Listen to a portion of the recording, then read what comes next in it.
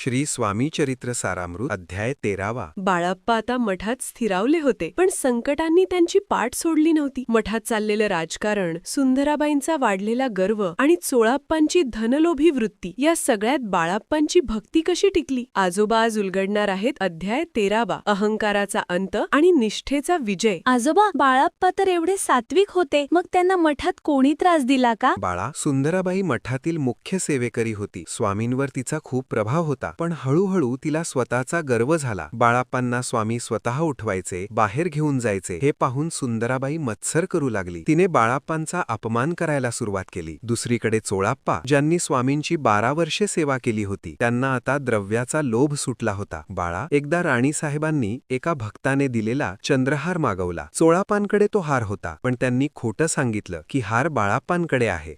बाळाप्पा म्हणाले, हार चोळाप्पांकडेच आहे. या वादात चोळाप्पा उघडे पडले आणि राणीचा त्यांच्यावरचा विश्वास उडाला. स्वामींना हे सगळं समजत होतं. त्यांनी एक लीला केली. स्वामींनी स्वतः झोळी हातात घेतली आणि अल्लख पुकारून भिक्षा मागितली. बघता बघता झोळीत 100 रुपये जमा झाले. स्वामींनी ती झोळी चोळाप्पांकडे फेकली आणि म्हणाले, चोळाप्पा, तुझे ऋण फिटले, आता तू बाजूला हो. साक्षात स्वामींनी चोळाप्पांची सेवा तिथेच संपवली, कारण त्यांच्या मनात आता भक्तीपेक्षा पैसा मोठा झाला होता.